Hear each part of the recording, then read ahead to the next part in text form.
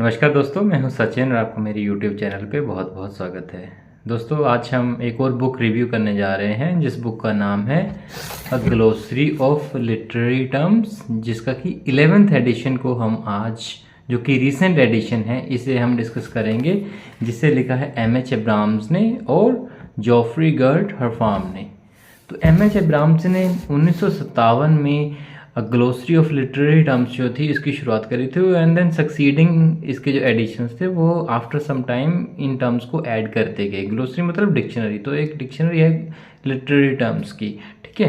तो 1957 में जॉफ्री हरफाम ने M.H. एब्राम ने ये शुरू किया था और इसे वो आगे लेते गए, अलग अलग डिफरेंट एडिशन कुछ टाइम के बाद ये ऐड करते रहे, ठीक है। 2005 में जॉफ्री गर्ट हरफाम ने इनको ज्वाइन कर लिया था और 8th एडिशन के टाइम पे 2005 में जॉफ्री गर्ट हरफाम ने इनको ज्वाइन कर लिया था और उसके बाद ये दोनों मिलके इस लिटरेरी टर्म्स को, ग्लोसरी ऑफ लिटरेरी टर्म्स को लेके आते रहे हैं, ठीक है दोस्तों।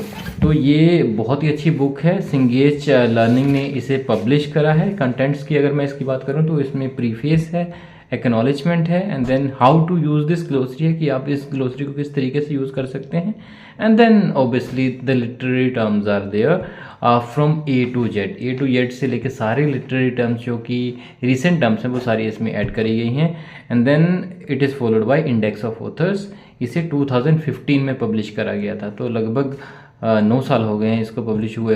इसके बाद इसका कोई रिसेंट एडिशन नहीं आया है। यही एडिशन जो है फाइनल एडिशन आया था, उसके बाद कोई एडिशन नहीं आया है। लेकिन इसमें अगर मैं बात करूं तो बहुत सारी लिटरेरी टर्म्स जो हैं डिस्कस करी गई हैं। लिटरेचर से रिलेटेड या फिर लैंग्वेज से रिलेटेड जितने भी टर्म्स हैं जो हमारे यूज़ की हैं, हमारे काम की हैं, वो सारी लिटरेरी टर्म्स इस बुक में डिटेल में बताई गई हैं, ठीक है। अब इस बुक को मैंने तो पूरा पढ़ा है, लेकिन मैं आपको सारी तो डिस्कस नहीं कर सकता, तो मैं ये बता देता हूँ कि ये बुक किन किन के लिए है। देखिए, अगर आप लिटरेचर के स्टूडेंट हैं, चाहे ग्रेजुएशन में हैं, पोस्ट ग्रेजुएशन में हैं, PhD कर रहे हैं, या फिर इवन आप टीचर हैं इंग्लिश के, तब भी आपको ये बुक बड़े काम की है, ठीक है। तो अगर आप इंग्लिश से किसी तरीके से, इंग्लिश लिटरेचर से, इंग्लिश लैंग्वेज से किसी तरीके से भी जुड़े हुए हैं, किसी तरीके से भी रिलेट करते हैं, तो आपको ये बुक ज़रूर पढ़नी चाहिए। आप मास्टर्स एंट्रेंस की प्रिपेयर कर रहे हैं, HPU एंट्रेंस एग्ज़ाम की प्रिपरेशन कर रहे हैं, या फिर DU एंट्रेंस एग्ज़ाम, या फिर किसी भी यूनिवर्सिटी का CUET PG की अगर आप तैयारी कर रहे हैं, तब भी आपको ये बुक लेनी चाहिए। अगर आप UGC नेट इंग्लिश लिटरेचर की तैयारी कर रहे हैं, गेट इंग्लिश लिटरेचर की तैयारी कर रहे हैं, इवन कोई आप सोच रहे हैं कि आप कोई स्टेट पब्लिक सर्विस कमीशन की तैयारी कर रहे हैं, ठीक है, तो उसके लिए भी आपको ये बुक पढ़नी चाहिए। ये बुक बहुत ही इंपॉर्टेंट बुक है। अगर आप किसी भी इंग्लिश लिटरेचर से या इंग्लिश लैंग्वेज से जुड़े हुए किसी भी एग्ज़ाम की तैयारी कर रहे हैं, तो फिर आपको ये बुक ज़रूर पढ़नी चाहिए। इससे ज़्यादा मैं इस बुक को इसके बुक के बारे में नहीं डिस्कस करूंगा, क्योंकि इतना ही है जो मैं आपको बता सकता हूँ इस बुक के बारे में। अगर आपके कोई क्वेरी है, कोई क्वेश्चन है इस बुक को लेकर, तो आप मुझे कमेंट सेक्शन में पुट कर सकते हैं। वीडियो अच्छी लगी है तो फिर लाइक शेयर कमेंट कर दीजिएगा।